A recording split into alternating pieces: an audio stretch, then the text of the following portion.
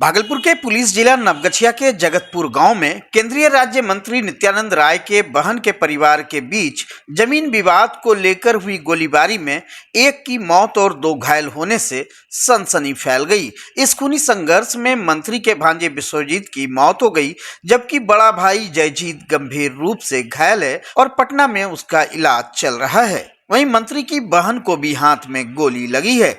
जानकारी के अनुसार विवाद घर और जमीन के बंटवारे को लेकर था, जो बाद में नल से पानी भरने के मुद्दे पर हिंसक झगड़े में तब्दील हो गया। दोनों भाइयों के पास अवैध हथियार थे, जिससे उन्होंने एक दूसरे पर गोलियां चला दी। 31 वर्षीय मृतक विश्वजीत 3 भाइयों में सबसे छोटा था। IIT पास था। उसकी पत्नी निशा देवी और 2 बेटे हैं, जिनमें एक बेटा मानसिक रूप से कमजोर है। वहीं घायल बड़ा भाई जयजीत वकालत की पढ़ाई कर चुका था और हाई कोर्ट से सर्टिफिकेट प्राप्त था। वह खेती किसानी करता था। बताया जा रहा है कि गोली उसके जबड़े में लगी है, जिससे हालत गंभीर बनी हुई है। जबकि मंझला भाई केंद्रीय विद्यालय गुवाहाटी में शिक्षक के रूप में कार्यरत है। मृतक की मां मीना देवी भागलपुर के निजी क्लिनिक में भर्ती है। फिलहाल पूरे परिवार में कोहराम मचा हुआ है। ग्रामीण भी इस हिंसा से दहशत में है। वहीं पुलिस इस मामले की जांच कर रही है और घटना में इस्तेमाल अवैध हथियारों को लेकर भी पूछताछ कर रही है। आए घर तो हमारा फोन बिजी था, तो वाइफ को फोन गया, बोला कहाँ छो, कहलिए की कैसे हो, तो मरोने की होले कथिल खाने से, कल के जमाए बाबू गोली मारी दिलखाओ, सीना में गोली लगी गलो से। अब हम रोएंगे तो वाइफ अकेले है, दस जाएगा।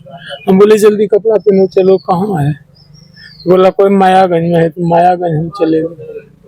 वहाँ नहीं था, बोला फिर एनके यादव के यहाँ आए। कहने वाला बोला कि यही डेथ कर गया था मेरा जमाए। कारण क्या था भाई भाई में इस तरह से गोली? बस कारण क्या बताएंगे। आज हमको तो जहाँ तक लग रहा है कि आज 6 महीना से सब आपस में कुछ घर बनाने संबंधित, घर खाली कर देंगे, रह जाएंगे, आएंगे, करेंगे। जमाए को भी फोन करते थे, बुआ ये सब मत करो बेटा, जिंदगी लंबा है। बोला पापा सब चीज हो गया है। मामा भी आए, इनके मामा है नित्यानंद राय जी, जो केंद्रीय मंत्री हैं। उनके भाई आए थे, जिन्होंने फैसला किए। हमने कहा हो ये गया बुआ, तनी मनी के लिए 19-20 साल करके काम कर लो। घर किनके हिस्सा में था? विश्वजीत व्यवहार कैसा था विश्वजीत जी? व्यवहार कैसा था? बहुत अच्छा, व्यवहार कुशल व्यक्ति था, बहुत अच्छा था बाबू। लेकिन गोली का बात जब हुआ तो हम घर से निकले तो दोनों भाई दोनों में उलझा हुआ था। दोनों को मतलब मारने के लिए तत्पर था। उसके बाद दोनों को गोली मार दिया। रात में भी आप बता रहे हैं कि कुछ लड़ाई? नहीं, वो कल शाम में 4-5 बजे। क्या हुआ? अरे वही पानी के लिए हुआ था।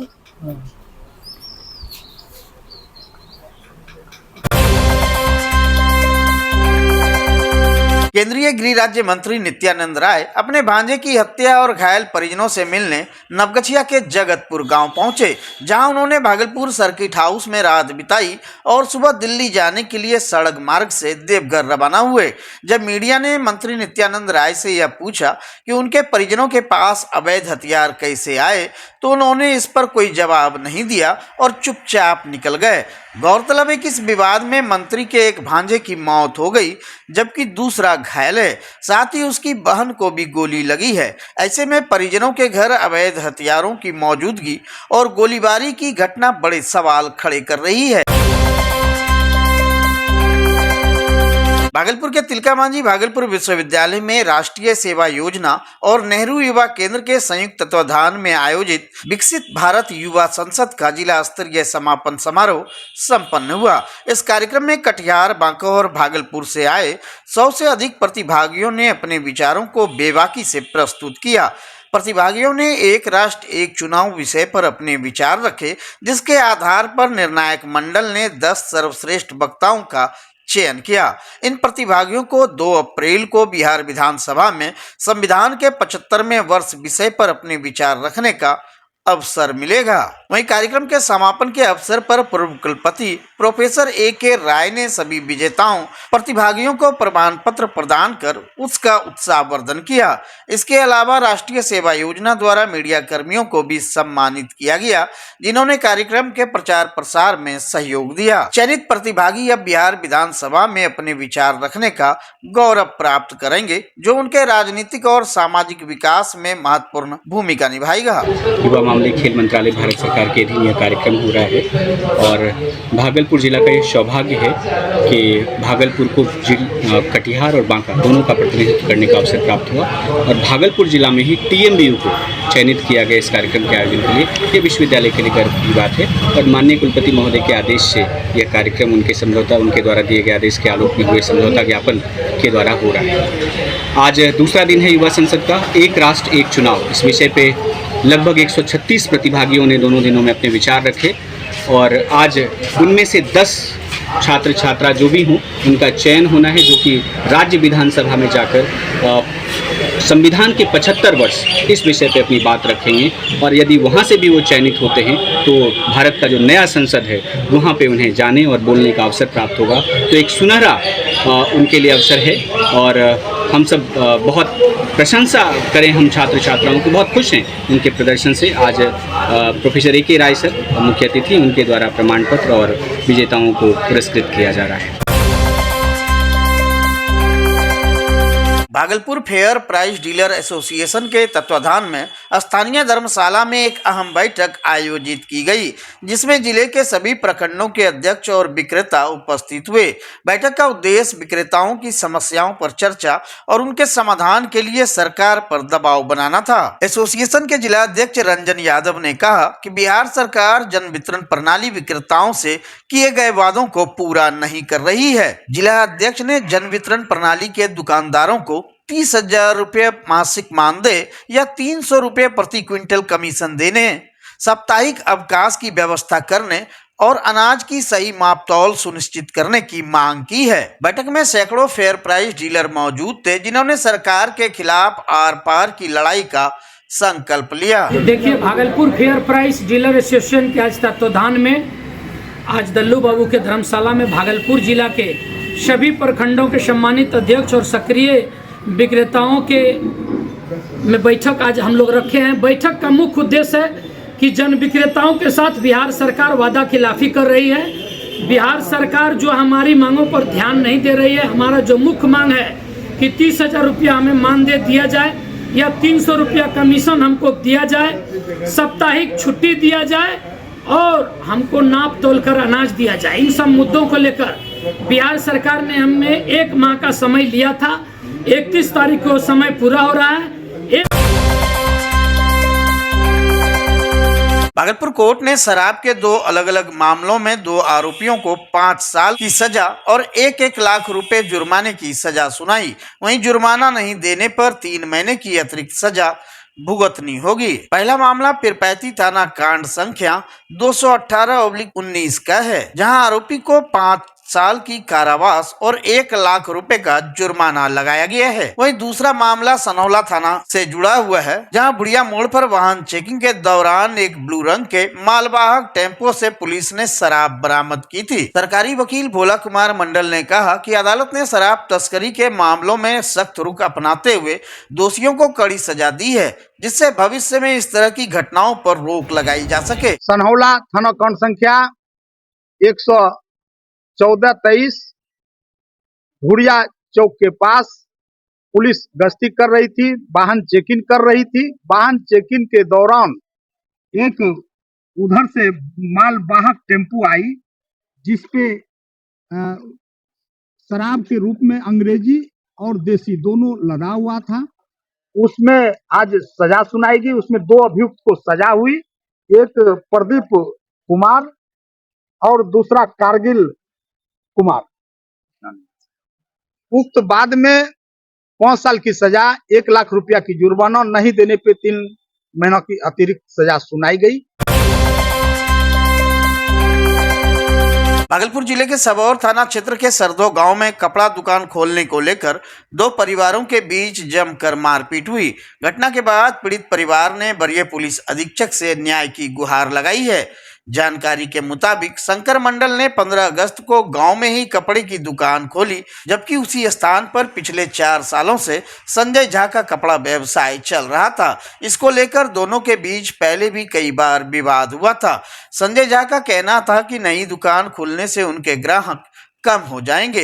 होली के अवसर पर शंकर मंडल की दुकान पर ज्यादा ग्राहकों की भीड़ देख संजय झा नाराज हो गए। आरोप है कि संजय झा ने अपने परिवार के साथ मिलकर शंकर मंडल की बुरी तरह पिटाई कर दी। वहीं घटना के बाद शंकर मंडल के पुत्र अजीत कुमार ने सबौर थाने में शिकायत दर्ज कराने का प्रयास किया, लेकिन उनका आरोप है कि पुलिस ने उनका आवेदन लेने से मना कर दिया और संजय झा की ओर से दर्ज शिकायत पर ही कार्रवाई शुरू कर दी। इसके बाद शंकर मंडल और उसकी पत्नी सोनिया देवी न्याय की गुहार लेकर वरीय पुलिस अधीक्षक के कार्यालय पहुंचे और पूरे मामले की निष्पक्ष जांच की मांग की। वहीं इस मामले में अब तक पुलिस की ओर से कोई आधिकारिक बयान नहीं आया है। हालांकि घटना के बाद गांव में तनाव का माहौल बना हुआ है। विनय झा संजय झा पकड़ी लगे और पुतुल झा आरो रोमी चंदन और आकाश ये तीनों जैसे कुंदन बिछले। मारपीट का कारण क्या? मारपीट और कारण बड़का जो है कि 7-8 साल पहले में दुकान खोल छे हमरो 15 अगस्त का में दुकान खोल छे। हमरो दुकान ज्यादा चले छे, ओकरे दुकान कम चले छे। मैं मारल के थी हौका चले बेड चले और स्टील रो रेड छले खंती चली। यह सब केस करबे तो मारी दबो और सब बेटा फसाई दबो। हमरा नाम शंकर मंडल नाम। भागलपुर शहर से सटे कोयली गांव में इस वर्ष भी चैती दुर्गा पूजा धूमधाम से संपन्न हुई। कोयली नवयुवक संघ के बैनर तले आयोजित इस पूजा में मां दुर्गा की भव्य प्रतिमा स्थापित की गई थी, जिसका आज विधिवत विसर्जन कर दिया गया। गांव के बुजुर्गों के अनुसार यह परंपरा 100 वर्षों से अधिक पुरानी है। गांव के पूर्वजों ने चैती दुर्गा पूजा की शुरुआत की थी, जिसे आज भी श्रद्धालु पूरे भक्ति भाव से मनाते हैं। 9 दिवसीय नवरात्र व्रत रखकर भक्त मां की आराधना करते हैं और विजयादशमी के दिन प्रतिमा विसर्जन किया जाता है। हालांकि इस वर्ष कोयली गांव में निर्धारित तिथि से पहले ही विसर्जन संपन्न कर दिया गया। मान्यता है कि वर्षों पूर्व गांव में महामारी फैली थी, जिससे कई लोगों की मृत्यु हो गई थी।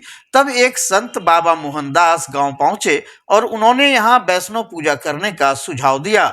ग्रामीणों ने उनके मार्गदर्शन में मां दुर्गा का मंदिर स्थापित कर पूजा अर्चना शुरू की, जिसके बाद बीमारी का प्रभाव धीरे धीरे समाप्त हो गया। तब से यह परंपरा अनवरत जारी है।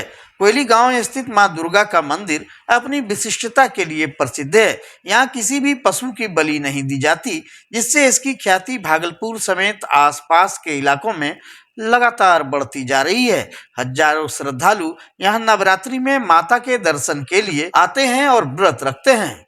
वहीं पूजा के दौरान गांव में बड़े मेले का भी आयोजन किया जाता है, जिसमें सांस्कृतिक कार्यक्रम और लघु नाटकों का मंचन होता है। स्थानीय प्रशासन भी मेले की सुरक्षा के लिए विशेष इंतजाम करता है, ताकि श्रद्धालु बिना किसी बाधा के पूजा अर्चना कर सके। वहीं गांव के युवाओं ने इस परंपरा को संजो कर रखा है, जिससे यह विरासत पीढ़ी दर पीढ़ी आगे बढ़ रही है। कोयली गांव में होने वाली यह पूजा मानो चैती दुर्गा पूजा का शुभारंभ भी प्रतीत होती है। हाँ, बताइए कि जो पूजा हो रही है यहाँ पर, ये किस चीज को लेकर पूजा है, क्या है, बताइए। यहाँ पर 100 वर्षों से ऊपर ही कुछ होने जा रहा है और यहाँ जो माता रानी का पूजा होता है, तो यहाँ पर पहले का युग में बहुत सी भयानक तरह का बीमारियाँ होती थी।